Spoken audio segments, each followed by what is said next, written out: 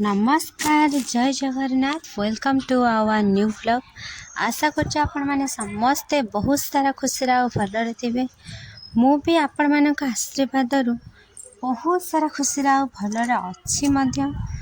तो आज व्लॉग को शुरू करने पूर्व कही रखी आपण माने जदि मो चैनल नुआ थिबे प्लीज मो चैनल को सब्सक्राइब करदेवे एंड पाखर थी बेल आइकन को क्लिक करेंगे जहाँ द्वारा मोर नुआ नुआ वीडियो नोटिफिकेशन आपण मान पाखक शीघ्र पहुँची। लाइक कमेंट शेयर करने को केवे भूलि।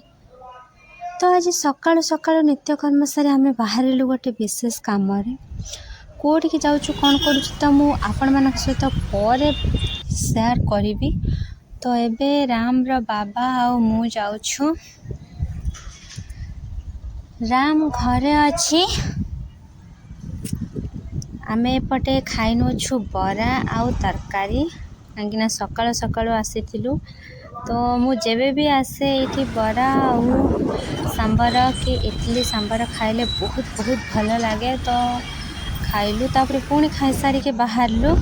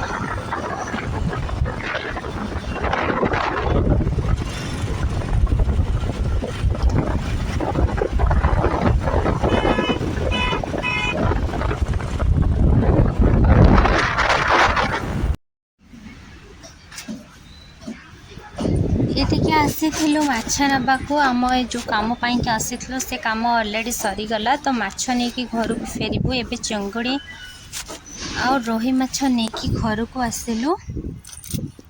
तापर दीदी ये माछ बाछी दौरान चिंगुड़ी माछ अलरेडी भजा होछि मध्य सेपटरे।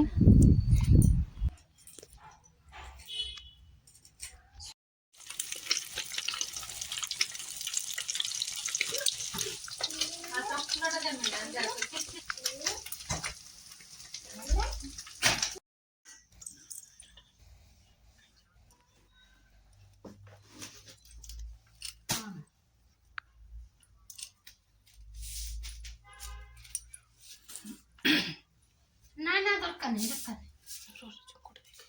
दरकार नहीं कौन से पीबे कि न पीबे कहीं तुम पैसा अधिक अच्छी ना कौन अच्छा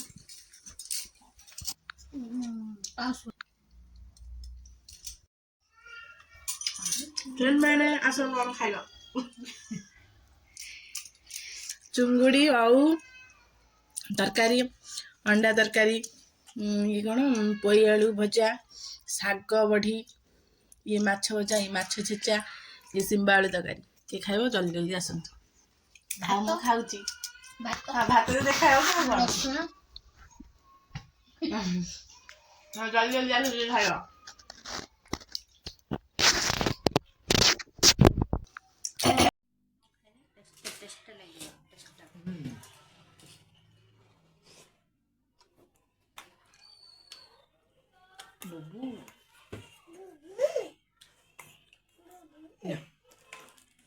हाँ नहीं नहीं नहीं ବୁବୁ ବାବା ଖାଇବେ ଚାଲିଛି ଦହିବରା ହେବା ପାଇଁକି ପ୍ରସ୍ତୁତି। ତ ବିରି ଏବେ ବଟା ହେଉଛି, ଦହିବରା ବନିବାର ଅଛି।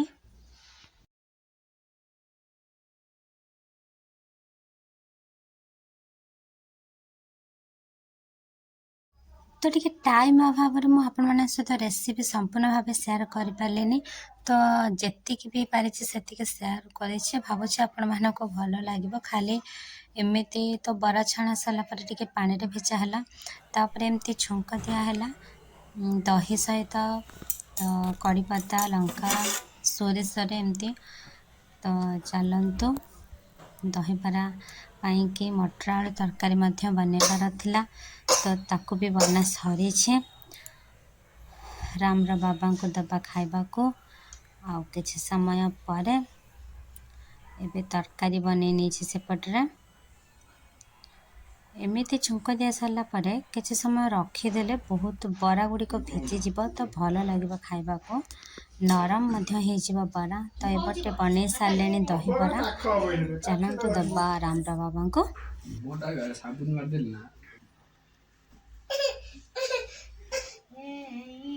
ଝୁମା ଝୁମା ସଖାଳ କେମିତି ଲାଗୁଛି କହ ଦହିବରା। ତ ଇଏ କହିଲେ କି ଦହିବରାରେ ଲୁଣ ଟିକେ କମ୍ ଅଛି, ତାପରେ ଆମେ ଲୁଣ ଆଡ଼୍ କରିକି ତାପରେ ନିଜେ ମଧ୍ୟ ଖାଇଲୁ। ଆଉ ଚାଲନ୍ତୁ, ଆଜି ସକାଳୁ ସକାଳୁ ବ୍ଲଗ୍ ତ ଏମିତି ଥିଲା। କାଲି ସକାଳରୁ ଆଜି ସକାଳ ପର୍ଯ୍ୟନ୍ତ କ'ଣ କେମିତି ବ୍ଲଗ୍ ଥିଲା ନିଶ୍ଚିନ୍ତ କମେଣ୍ଟ କରି କହିବେ। ମାମା ଖାଉଛି ଅନେଇଛନ୍ତି। ଏଠି ଦିଦି ଖାଇ ନେଉଛନ୍ତି, ଆଉ ଏପଟେ ମୁଁ ମଧ୍ୟ ଖାଇ ନେଉଛି, ଲିପା ମଧ୍ୟ ଖାଇସାରିଲେଣି।